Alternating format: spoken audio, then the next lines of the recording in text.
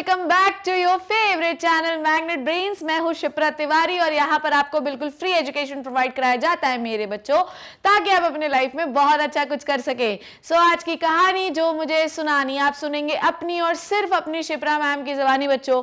और आज हम पढ़ने वाले हैं कुछ बची कुची प्रोटोजोन डिजीज के बारे में। प्रोटोजोन डिजीज में हमने मलेरिया और अमीबियासिस को कंप्लीट कर लिया और उम्मीद कर रही हूँ कि वो लेक्चर देख के आपके दिल में जो है गार्डन गार्डन मच रहा होगा और आपको बहुत मजा आ गया होगा। मलेरिया इससे सिंपल तरीके से आपने पढ़ा ही नहीं होगा।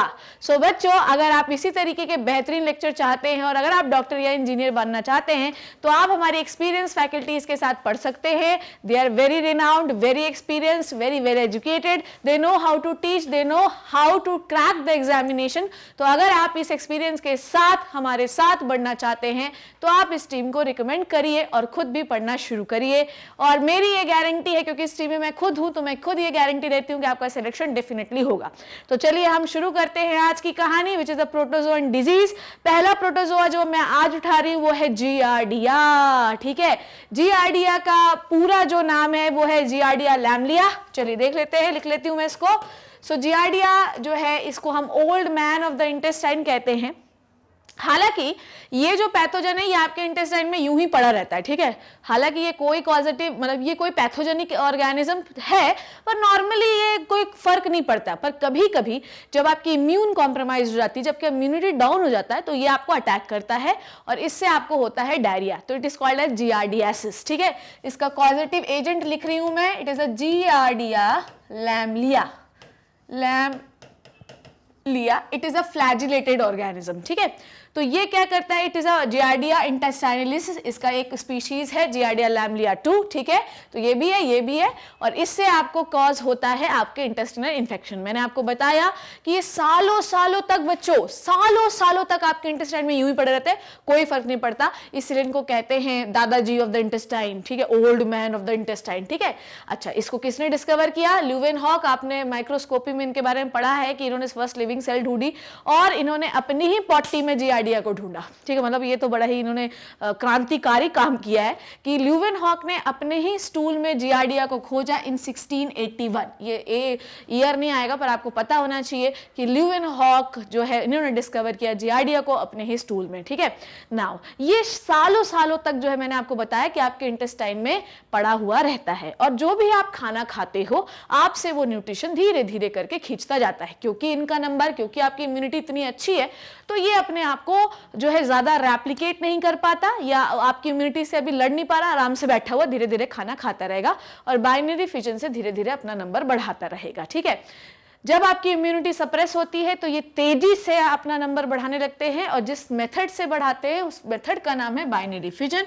और जब इनका नंबर बहुत ज़्यादा बढ़ जाता है तो जो भी खाना आप खा रहे हो अब वो आपके इंटेस्टाइन से उसके न्यूट्रिएंट ब्लड में आएंगे ही नहीं, क्योंकि वो जो भाई साहब बैठे हुए हैं वो खुद ही वो खाना खा चुके हैं और वो एब्जॉर्प्शन प्रोसेस में भी इंटरफेयर करने लगते हैं। तो मान लो कि आपका खाना डाइजेस्ट हुआ भी तो ये क्या करते हैं, खाने को ढंग से डाइजेस्ट नहीं होने देते। जो भी खाना आप इंटेस्टाइन में ला रहे हो ये खुद खा लेते हैं और उसका एब्जॉर्प्शन, अगर थोड़ा बहुत डाइजेशन हुआ भी तो न्यूट्रिएंट एब्जॉर्ब नहीं होने देते। अगली बात जो मैं आपको बता रही हूं, जियार्डिया जो है इसको नॉर्मली इंटेस्टिनल जूस मार क्यों नहीं पाते, क्योंकि ये अपने ऊपर जो है बड़ी ही प्रोटेक्टिव मोटी मोटी कवरिंग बनाए रहते हैं, तो इंटेस्टिनल जूस इन्हें डैमेज नहीं कर पाते हैं। क्लियर हो गई इतनी बात? चलिए, अब अगर मान लीजिए आपका इम्यून सिस्टम डाउन हो गया, मेरी बात को ध्यान से सुनिएगा। सपोज दैट कि अगर आपका इम्यून सिस्टम डाउन हो गया और आपका जियार्डिया नंबर इधर मध्य नंबर बढ़ाया जा रहा है, तो अब आपका एब्जॉर्प्शन नहीं होगा। ठीक है, आपको डिस्कंफर्ट फील होगा, आपको जो है आपके स्टमक में पेन फील होगा। और क्या क्या सिम्टम हो सकते हैं जियार्डिया का, आइए देखते हैं। तो यहां पर होगा आपको एपिगैस्ट्रिक पेन, और आप बोलते हो आज बड़ी गैस हो रही है, आज अपन खाना नहीं खाएंगे, तो गैस कहां बनती है? स्टमक में। तो आपको एपिगैस्ट्रिक पेन ऐसा लगेगा गैस वाला पेन है। ठीक है, एब्डोमिनल डिस्कंफर्ट होगा, एक मरोड़ सी कंटिन्यूसली बनी रहेगी, और डायरिया होगा। इससे जो है ऑब्वियसली जब इनका नंबर बढ़ेगा तो ये इंटेस्टाइन को परफोरेट करने लगेंगे, जिसकी वजह से आपका फ्लूइड लॉस होना शुरू हो जाएगा, तो it is called as diarrhoea, और जब भी डायरिया होता है it is called as giardiasis, ठीक है।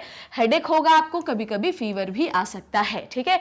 तो जियार्डिया को पॉपुलरली हम कहते हैं जियार्डियासिस और डायरिया, इसमें फ्रीक्वेंट और वाटरी स्टूल आते हैं, ठीक है। समझ में आ गई बात।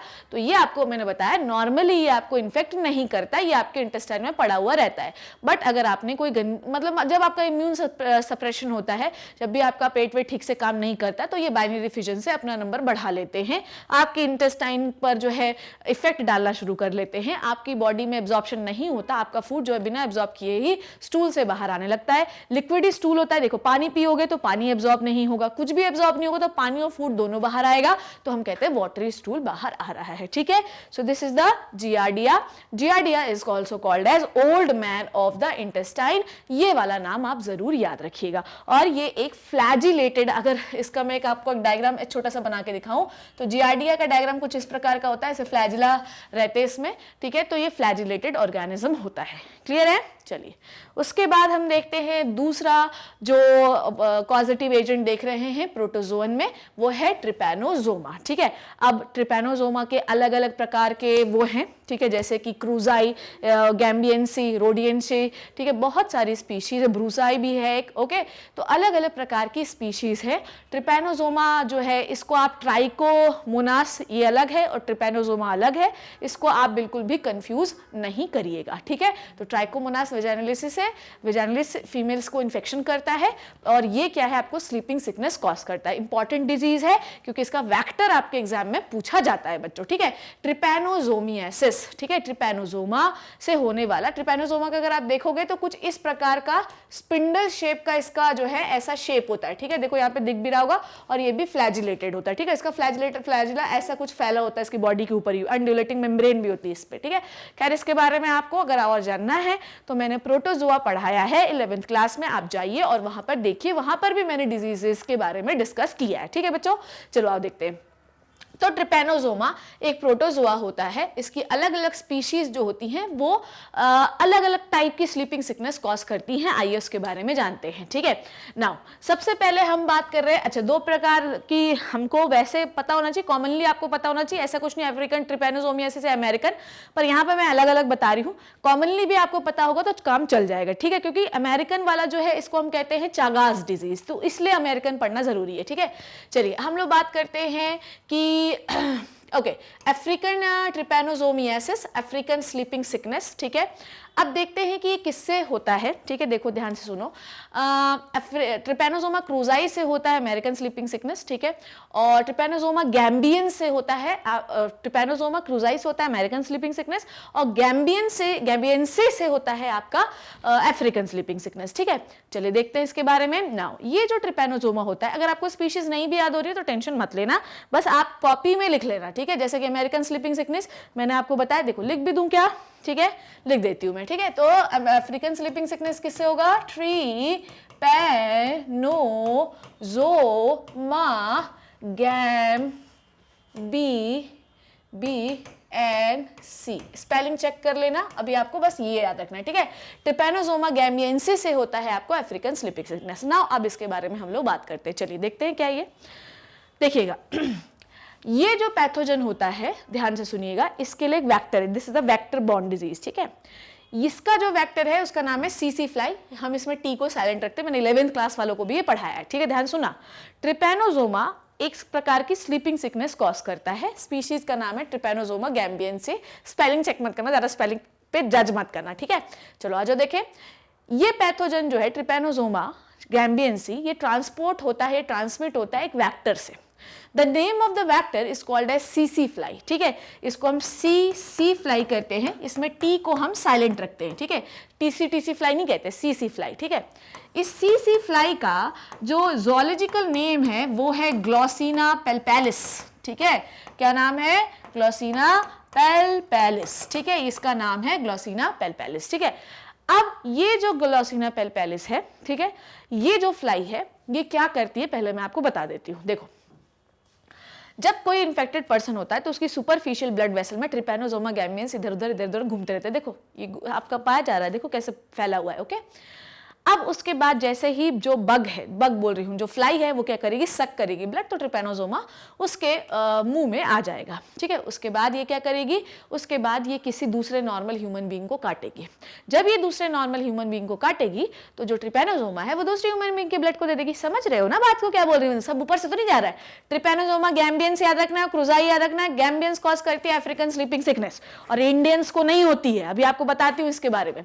सो इसमें क्या होता है, सीसी फ्लाई आई उड़ते हुए, किसी इनफैक्ट उसके मुंह में था ट्रिपैनोसोमा, अब उसने तुमको काट लिया, ठीक है, तुम मान लो अफ्रीका में हो, तुमको काट लिया।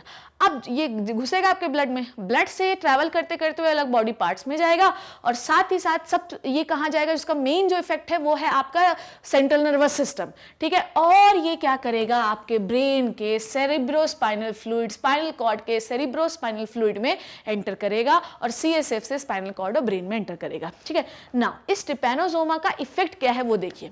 ये ट्रिपैनोसोमा जो है ये आपको लेथार्जिक फील कराता है, ठीक है। लेथार्जिक मतलब थका हुआ फील कराता है। आपको हो सकता है कि आप अनकॉन्शियस हो जाएं, आप बेहोश हो जाएं, आपको समझ में आए हे भगवान मुझे क्या हो गया है, आपको समझ में नहीं आएगा कि आपको क्या हो गया है। तो ये ट्रिपैनोसोमा जो है पहले सीएसएफ में जाएगा, ब्लड के थ्रू सीएसएफ, सीएसएफ से ब्रेन और स्पाइनल कॉर्ड में जाएगा और आपको ये लेथार्जी फील करवाएगा, आपको थका हुआ फील करवाएगा, मे बी आपको बेहोश भी करवा दे, ठीक है। समझ में आई बात। तो इसमें आप बहुत थका हुआ फील करेंगे, आप बहुत लेथार्जिक फील करेंगे, आपको ऐसा लगेगा कि आप सो जाएं, आपको पूरे दिन स्लीपी फील होगा। आप कितना भी एक्सरसाइज कर लीजिए, आप कितना भी चल लीजिए, कितना भी घूम लीजिए, कितनी भी अच्छी ऑक्सीजन ले लीजिए, आप सही नहीं फील करेंगे क्योंकि कंटिन्यूअसली लेथार्जिक जो है फीलिंग दे रहा है ट्रिपैनोसोमा आपके ब्रेन को और आपको नींद आती रहेगी। दैट इज वाई इस डिजीज को हम स्लीपिंग सिकनेस भी कहते हैं। क्या कहते हैं बच्चों जी, स्लीपिंग सिकनेस भी कहते हैं। और इसको हम अफ्रीकन स्लीपिंग सिकनेस क्यों कहते हैं, क्योंकि ये बीमारी इंडियंस को नहीं होती, क्योंकि ग्लॉसिना पेल्पेलिस इंडिया में फ्लाई नहीं पाई जाती, अगर हमारे यहाँ होती तो हमारे यहाँ भी पाया जाता। क्लियर हो गई इतनी बात। So I think we have clear with this.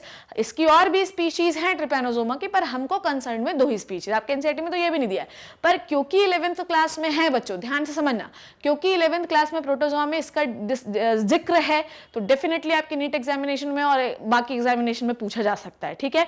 आगे बात करें, चलिए आइए देखते हैं। नाउ अब हम बात कर रहे हैं American trypanosomiasis, American sleeping sickness, इसी को हम चागास डिजीज कहते हैं, ठीक है। क्या कहते हैं इसको, हम चागास डिजीज कहते हैं, ठीक है। ट्रिपैनोसोमा क्रूजाई, गैम्बिस, गैम्बो, मुगैम्बो, हम ऐसे याद रखना कि मुगैम्बो कहाँ का था, अफ्रीका का, तो अफ्रीका से होगा मुगैम्बो, गैम्बियंस, ठीक है। क्रूजाई, ठीक है। क्रूज कहाँ चलते हैं ज्यादा, क्रूज वाले लोग जो पार्टी शार्टी करते हैं वो कहाँ करते हैं, अमेरिका वाले करते हैं, तो क्रूजाई अमेरिकन स्लीपिंग सिकनेस कॉज करता है, ठीक है। Not sleeping sickness, Chagas disease के बारे में बात कर रही हूं मैं ना। अब आपको ये बताती हूँ, देखो ट्रिपैनोसोमा क्रोजाई जो है वो, जैसे वो किससे फैल रहा था, सीसी फ्लाई से, ये फैलता है किसिंग बग्स और ये इंडियंस को हो सकता है, ठीक है। ओके, ट्रियाटोमिड्स जो आपकी वो होती हैं बग्स, इनसे फैलता है। एक चीज और बता दूं मैं आपको, होता क्या है कि ये जो मिट्टी के घर होते हैं, ठीक है, जो मिट्टी के, आपने देखा होगा मिट्टी की जो दीवारें होती हैं उनकी संद में ये पाए जाते हैं, छोटे छोटे बग्स होते हैं और गीली मिट्टी, मड, कीचड़, इनमें ये बग पाया जाता है। इसलिए ज्यादातर ये लोग कहते हैं कि अगर आपका मिट्टी का घर है तो उसको अच्छे से क्लीन करिए, क्योंकि उनमें होती हैं दरारें। दरारों की संद में अगर कोई कीड़ा मकोड़ा बैठा और फिर अगर उसने आपको हार्म पहुंचाया तो उसकी गारंटी कोई नहीं ले सकता, क्योंकि संद, मिट्टी कभी भी फट जाएगी आपको पता नहीं है। तो ये मिट्टी की संद पे ग्रो करने वाले जो है आपके बग्स होते हैं, जो किसिंग बग्स होते हैं, ट्राइटोमिड्स। ओके, नाउ इसके बारे में एक और चीज बताती हूं मैं आपको, ये ज्यादातर मॉइस्चर वाले, मतलब मिट्टी में होता है, मड वगैरह वाले एरिया में होते हैं ना। होता क्या है कि जिस जगह पर ये इंजेक्ट करते हैं वहीं पर ये अपने अंडे दे देते हैं, ठीक है। अब ध्यान से समझना, मान लो कि यहाँ पर ये इंजेक्ट करने आई, ध्यान से सुना मेरी बात, मान लो कि तुम्हारे मुंह पर ये काटने आई, ठीक। अब इसने तुम्हारे मुंह पे ऐसे काट दिया और इसने वहीं पे तुम्हारे एग ले कर दिया, ठीक है, उसने खूब सारे एग ले कर दिए। अब मान लो कि तुमको भाई काटेगी तो तुमको यहाँ पे पेन होगा कि नहीं होगा, अब तुमको पेन हुआ तो ये एग जो है हो सकता है तुम्हारी आंखों में चले जाए, ठीक है, और आंख से तुम्हारी ब्लड सर्कुलेशन में आ जाए। हो सकता है कि तुमको कहीं कटा फटा था, वहां पर इसने अपने अंडे दे दिए तो उस कटी फटी दीवारों से तुम्हारे जो है शरीर के अंदर चले आए। समझ रहे हो बात को कि नहीं समझ रहे हो? तो ट्रिपैनोसोमा क्रोजाई जो होता है ये किसिंग बग से फैलता है, मड वाले एरिया में पाया जाता है। इंडियंस को हो सकता है ये जनरली जब काटता है तो उसी समय अंडे देता है। अगर उस जगह पर कहीं पे भी ओपनिंग होगा तो ये आपके शरीर से से एंट्री ले सकता है, ठीक है। और ये बात अगर आपके अंदर ये इन्फेक्शियस बग का इन्फेक्शन पहुंच गया, the bugs passes in infection parasite in the faeces, तो यहाँ पे पॉटी भी कर सकता है, पॉटी से भी जो है बग अपने ट्रिपैनोसोमा पास करता है, ठीक है। बग भाई पॉटी करेगा उस जगह पे तो पॉटी से भी ट्रिपैनोसोमा पास होंगे, अब वहां पे दरार हुई तो पॉटी पास हो जाएगी उसकी और ट्रिपैनोसोमा आपके अंदर चला जाएगा। The infectious parasite enter the host through the damage skin और the mucous membrane of the eyes, ठीक है। तो ये आपके नेजल पैसेज में मान लो यहाँ पे पॉटी कर दिया तो अंदर घुस गया, आंखों में घुस गया, फटी हुई स्किन में घुस गया, ठीक है। तो ये फिर आपके ब्लड में आता है और फिर आपकी ऐसी गम तैसी मचाता है, ठीक है। इसमें भी क्या फील होगा आपको, इसमें भी आपको लेथार्जिक फील होगा और इसे हम चागास डिजीज कहते हैं। ये सवाल आता है, ठीक है। तो अफ्रीकन स्लीपिंग सिकनेस से क्या कॉज होता है, African sleeping sickness bye the Trypanosoma gambiense, ठीक है। और चागास डिजीज किससे कॉज होती है, ट्रिपैनोसोमा क्रूजाई से, या क्रूज कहां से, अमेरिकन वालों से, ठीक है। इसमें क्या होता है, फीवर होता है, कार्डियक डायलेशन मतलब बीपी थोड़ा लो होने लगेगा और इसमें भी डाइजेस्टिव ट्रैक पूरा डैमेज होने लगेगा और इनलार्जमेंट ऑफ स्प्लीन जिसे हम कहते हैं स्प्लीनोमेगाली, स्प्लीनोमेगाली, ठीक है। Splenomegaly is what, it is the enlargement of spleen. क्योंकि जब भी हमारे बॉडी में ऐसे कोई इन्फेक्शियस एजेंट बढ़ते हैं तो कोई भी ऑर्गन उस ज्यादा काम करने के लिए अपने आप को थोड़ा बड़ा करता है, पर अगर कंटिन्यूसली आपके शरीर में बड़े बने रहेंगे तो लीवर कुछ ज्यादा ही लार्ज हो जाएगा। तो इसमें क्या, चागास डिजीज में क्या होता है, आपको ऑब्वियसली हमेशा थका हुआ फील होगा, आप सांस नहीं ले पाएंगे और सांस क्योंकि ब्लड में है तो ट्रिपैनोसोमा आपके रेस्पिरेटरी ट्रैक में भी है, ठीक है। हार्ट पैल्पेशंस होंगे, आपको इरेगुलर हार्ट बीट होगी, हार्ट पैल्पेशंस कहलाते हैं ये, ठीक है। आपका जो है जीआई रिफ्लेक्स जो होगा, मतलब जो आपका गैस्ट्रिक जूस है वो आपके मुंह से बाहर आने लगेगा, आपको कॉन्स्टिपेशन फील होगा, डाइजेशन इंटरफेयर हो चुका है और आपको जब आप सॉलो करेंगे तो आपको दर्द होगा। तो क्या क्या होगा, लेथार्जी फील होगी, एब्जॉर्प्शन सही नहीं होगा तो कॉन्स्टिपेशन होगा, आप जब सॉलो करोगे तो आपको गले में दर्द होगा, हार्ट में इरेगुलर हार्ट बीट होगी, सांस ढंग से नहीं ले पाओगे और फटीग होगा जो कि आपका रेगुलर है, ठीक है। इसमें आपको लेथार्जी तो सब में ही फील होती है पर इसमें थोड़ा कम लेथार्जी दोनों में, स्लीपिंग सिकनेस है तो लेथार्जी तो दोनों में ही फील होगी। चलिए अगला जो हम शुरू कर रहे हैं protozoan disease, I hope this is clear to you people, ठीक है। तो अभी तक हम लोगों ने कितने प्रोटोजोन डिजीज कर लिए, मलेरिया कर लिया, अमीबियासिस कर लिया, giardiasis old man of intestine, Giardia lamblia, Giardia intestinalis, ठीक है। ये बाइनरी फिजन्स वैसे पड़े रहते हैं, बाइनरी फिजन से अपने आप को ग्रो करते हैं और फिर आपकी जो है इंटेस्टिनल एक्टिविटी को इंटरफेयर करते हैं, डायरिया होता है इसमें, ठीक है। ट्रिपैनोसोमियासिस दो बताए मैंने, अफ्रीकन और अमेरिकन, और भी है पर इसके बारे में आपको नहीं जानना है। सीसी fly cause the African sleeping sickness और Chagas disease cause by the Trypanosoma cruzi and उसका जो वेक्टर है वो है किसिंग बाय ट्रेटोमाइड्स, ठीक है। ओके अब हम लोग बात करते हैं ट्राइकोमोनियासिस, ट्रिपैनोसोमा और ट्राइकोमोनास, इन दोनों में आपको कंफ्यूज नहीं होना है बच्चों। चलिए तो अब हम देखते हैं ट्राइकोमोनियासिस के बारे में। ट्राइकोमोनियासिस क्या करता है, trichomoniasis is caused by the trichomonas और इसकी स्पीशीज जो है वो है ट्राइकोमोनास वेजाइनालिस, जिससे आपको नाम से ही समझ में आ गया होगा कि फीमेल में ये वेजाइना को कुछ दिक्कत कॉज करता होगा। तो ये कॉज करता है बेटा जी वेजाइनाइटिस, ठीक है। क्या कॉज करता है, वेजाइनाइटिस, ठीक है। ये बीमारी कौन कॉज करता है, ट्राइकोमोनास वेजाइनालिस, ओके, फीमेल्स को होती है ये।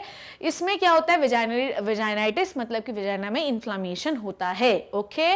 नाउ इसमें क्या सिम्टम्स आपको दिखाई देंगे, जब भी कोई इन्फेक्शन फीमेल के वेजाइना पे होता है तो बेसिकली क्यों होता है ये, अगर आपको पता होना चाहिए कि फीमेल का जो वेजाइनल पीएच होता है वो हाईली एसिडिक होता है। जब कभी भी पीएच गड़बड़ होता है तो ये सारे पैथोजेंस जो होते हैं वहां पर जाकर ग्रो करने लगते हैं और जब ये ग्रो करते हैं तो आपके जो वेजाइना होता है वहां पर बहुत सारा WBC का लेवल बढ़ता है, क्योंकि ऑब्वियसली जब कोई इन्फेक्शन अंदर घुसेगा so the level of WBC get increases. Level of WBC increase होगा तो इसे कहते हैं आप ल्यूकोरिया, ठीक है। एक व्हाइटिश कलर का फ्लूइड जो है वो वेजाइना से पास आउट होने लगेगा which contain lots of WBC which indicates that the something is wrong with the vagina, some infection is getting entered into the vagina, ठीक है। Now ये कहाँ पर रहता है, vagina of human being। symptom क्या है, obviously जब कोई vaginal wall erode होगी तो जलने या burning sensation होगा, continuously जो है erosion चल रहा है तो itching होगी आपको, frothy discharge मतलब फेन टाइप का discharge होने लगेगा, ठीक है। In males, parasite produce irritation in urethra same like the vagina और ये sexual act से भी ट्रांसमिट हो सकता है, ठीक है। तो ट्राइकोमोनियासिस ये सेक्सुअल एक्ट से भी ट्रांसमिट हो सकता है। दैट्स इट, इसमें सिर्फ आपको इतना ही पढ़ना है। ये एक ट्राइकोमोनास का एक डायग्राम है, ठीक है। ये दिख रहा है ना आपको स्पीयर शेप का, ठीक है। आइए, तो ये अगर आप देख रहे होंगे, ठीक है, नॉर्मली जो होता है, देखिए मोनियल वेजाइनाइटिस, ये ईस्ट से वाइट वाइट हो गया है पूरा वेजाइना, ठीक है, यहाँ पर देखो ट्राइकोमोनास से पूरा ग्रीन ग्रीन हो गया है। तो इस तरीके से हमें पहचानते हैं कि कौन सा वेजाइनाइटिस हुआ है, ठीक है, समझ में आ गई बात। नाउ आखिरी प्रोटोजोअल डिजीज के बारे में हम डिस्कस कर रहे हैं, वो होती है लेशमानिया। थोड़ा सा मैं लेशमानिया के बारे में आपसे डिस्कस करना चाहूंगी, क्योंकि जनरली लोग लेशमानिया के बारे में बात नहीं करते, पर we need to discuss about the leishmania, ठीक है, थोड़ा सा अपने को बात करनी पड़ेगी लेशमानिया के बारे में। आइए देखते हैं क्या है ये लेशमानिया, ठीक है। लेशमानिया जो होता है ये बेसिकली, इसकी कितनी स्पीशीज है आपको पता है? 20 स्पीशीज। ओके, लेशमानिया की टोटल 20 स्पीशीज होती हैं जो बीमारी कॉज करती हैं, समझ में आ रही बात। पर हमें जो मोस्ट कॉमन टाइप की स्पीशीज पढ़नी है वो है लेशमानिया डोनोवानी, ठीक है। कौन सी है भैया जी? आपको जो मोस्ट कॉमन स्पीशीज पढ़नी है वो है लेशमानिया डोनोवानी, ठीक है। ये अफ्रीकन, एशियन, इन लोगों को बहुत ज्यादा होती है लेशमानिया, ठीक है। नाउ लेशमानिया बेसिकली 3 टाइप की होती है, ठीक है। एक होती है क्यूटेनियस लेशमानिया, क्यूटेनियस लेशमानियासिस, ठीक है, थोड़ा साफ लिखूंगी मैं, क्यूटेनियस लेशमानियासिस, ओके, ठीक है। Next is mucocutaneous leishmaniasis, next is mucocutaneous leishmaniasis, ठीक है। And third is visceral leishmaniasis, and third one is the visceral leishmaniasis, visceral leishmaniasis, ठीक है। I hope this is clear. Now leishmaniasis में जो लेशमानिया है, इसका नाम कैसे पड़ा इसके बारे में मैं आपको बताती हूँ। आपको पता होना चाहिए कि सबसे पहले लेशमानिया विलियम लेशमान नाम के एक आदमी के ऊपर डिस्कवर किया गया था, ठीक है, उसको लेशमानिया था। और पता है लेशमानियासिस को हम डमडम फीवर भी कहते हैं, डमडम फीवर डम डम डिगा डिगा मौसम बिगा बिगा, ठीक है। तो इसे हम डमडम फीवर भी कहते हैं, क्योंकि जिस विलियम लेशमान को ये फीवर हुआ था वो कैलकाटा के डमडम की जगह पे आके उसकी डेथ हो गई थी, ठीक है। तो लेशमानिया का नाम लेशमानिया क्यों पड़ा? क्योंकि वो एक विलियम लेशमान नाम के प्राणी से मिला, प्राणी मतलब इंसान से मिला, और कैलकाटा के डमडम जगह पर वो जाकर मर गया, इसीलिए उस फीवर का नाम डमडम फीवर होता है, ठीक है। अब हम बात करते हैं क्यूटेनियस लेशमानियासिस। क्यूटेनियस लेशमानियासिस जो होता है, अच्छा आपको अच्छा और बताती हूँ मैं, क्यूटेनियस लेशमानियासिस मतलब इसमें आपके स्किन में अल्सर होता है। कहाँ होते हैं आपके बेटा? कि स्किन में अल्सर्स होना शुरू हो जाते हैं। म्यूकोक्यूटेनियस लेशमानियासिस में क्या होते हैं कि आपका पूरा जो रेस्पिरेटरी ट्रैक्ट होता है ना, रेस्पिरेटरी ट्रैक्ट में अल्सर्स होने शुरू हो जाते हैं, रेस्पिरेटरी ट्रैक्ट अल्सर शुरू हो जाएंगे इसमें, ठीक है। डन हो गई इतनी बात। अब उसके बाद आगे बात करते हैं विसरल लेशमानियासिस में क्या होता है। विसरल लेशमानियासिस को जनरली हम कालाजार कहते हैं, ठीक है, कालाजार, ये याद रखिएगा बिकॉज ये बहुत इंपॉर्टेंट है। और इसे हम ब्लैक फीवर भी कहते हैं। क्या कहते हैं? ब्लैक फीवर भी कहते हैं, ठीक है। अब आइए बात करते हैं ये क्या होता है। इसे हम कालाजार क्यों कहते हैं? आपको पता है कि जो विसरल लेशमानियासिस होता है ये पूरे ऑर्गन को डैमेज करने लगता है, आपका स्प्लीन, आपका लिवर, आपका हार्ट, आपकी स्किन, आपका ब्लड, सबको इन्फेक्शन कॉज करने लगता है। स्प्लीनोमेगाली, हिपैटोमेगाली, लिवर बड़ा, स्प्लीन बड़ा हो जाता है इसमें। साथ ही साथ इसे हम ब्लैक फीवर भी क्यों कहते हैं? क्योंकि इसमें स्किन का कलर जो होता है वो चेंज होने लगता है। मेरी बात समझ में आ रही बात? कि इसमें जो स्किन का कलर होता है ना वो बेटा जी चेंज होने लगता है। और स्किन का कलर अगर चेंज हुआ, ध्यान सुनना मेरी बात, अगर स्किन का कलर चेंज हुआ तो किस कलर में हो जाता है? ग्रेइश और ब्लैकिश होने लगता है, और आदमी की अंत में मृत्यु हो जाती है। It is a fatal disease, मर सकता है आदमी, ठीक है। तो इसलिए इसको हम कालाजार या ब्लैक वाटर फीवर कहते हैं। चलिए इसमें आपको याद क्या क्या करना है वो मैं आपको बता देती हूँ। लेशमानिया की टोटल 20 स्पीशीज है जो इन्फेक्शन कॉज करती है। Most common is the लेशमानिया donovani, ठीक है। लेशमानिया डोनोवानी, इसको हम लेशमानिया क्यों कहते हैं? क्योंकि ये विलियम लेशमान नाम के एक आदमी से मिला, जो कि डमडम फीवर क्यों कहलाता है ये लेशमानियासिस? क्योंकि ये कैलकाटा के डमडम जगह पे जाके मर गया, इसलिए उसका नाम डमडम फीवर हुआ। इसे हम कालाजार विसरल लेशमानिया को क्यों कहते हैं? कालाजार इसलिए कहते हैं क्योंकि इसमें स्किन का कलर चेंज होने लगता है और ब्लैक ग्रेइश से पूरा ब्लैकिश होने लगता है, ठीक है। तो इसे हम ब्लैक फीवर, इसमें बुखार आता है इसलिए ब्लैक फीवर, ये हम कालाजार कहते हैं। इस नाम से क्वेश्चन आएगा, ठीक है। तो इसको आपको लिखना है बेटा, ठीक है, मोस्ट इंपॉर्टेंट है, इस नाम से क्वेश्चन आ सकता है। क्लियर? आइए अब आगे बात करते हैं। तो लेशमानियासिस, कालाजार, डमडम फीवर क्यों कहते हैं, कालाजार क्यों कहते हैं, लेशमानियासिस क्यों कहते हैं, तीनों चीज क्लियर हो गई। पैथोजन कौन है, लेशमानिया डोनोवानी। अब एक और चीज बताती हूं जो most most most most most important है बेटा जी, मोस्ट इंपॉर्टेंट, मतलब 15,000 स्टार लगाइए इसमें। ये भी एक वेक्टर बॉर्न डिजीज है, ठीक है, जो कि फ्लियोबोटोमस अर्जेंटिपस, दोनों में बहुत ही कंफ्यूजन होता है, बहुत ही कंफ्यूजन। बहुत कंफ्यूजन किस में होता है, एक तो उसमें सीसी फ्लाई में फ्लियोबोटोमस अर्जेंटिपस में होता है, स्लीपिंग सिकनेस जो कॉज करती है, और देखो मेरे को ही हुआ ना, ग्लॉसिना पेल्पेलिस जो स्लीपिंग सिकनेस कॉज करती है, और एक फ्लियोबोटोमस अर्जेंटिपस जो सैंड फ्लाई और लेशमानिया कॉज करती है। तो CC fly will cause the sleeping sickness and sand fly will cause the लेशमानिया। इसको आप कॉपी में कहीं पर अलग से जगह पर जाके चिपका लो, क्योंकि ये बहुत इंपॉर्टेंट चीज है, मतलब भयंकर वाली इंपॉर्टेंट है, ठीक है। तो फ्लियोबोटोमस अर्जेंटिपस ये एक सैंड फ्लाई है जिसके काटने से लेशमानिया ट्रांसफर होता है ब्लड में, राइट। और इसमें आपको कंटिन्यूसली फीवर बना रहेगा, आपकी कंटिन्यूसली रप्चर होती रहेंगी आरबीसी, इसलिए एनीमिया होगा, और इसमें लीवर और स्प्लीन का एनलार्जमेंट होगा, और फीवर से आदमी की स्किन डिस्कलरेशन विच लेशमानिया में होता है, और आदमी की मृत्यु भी हो सकती है। ठीक हो गई, इतनी बात आपको क्लियर हो गई।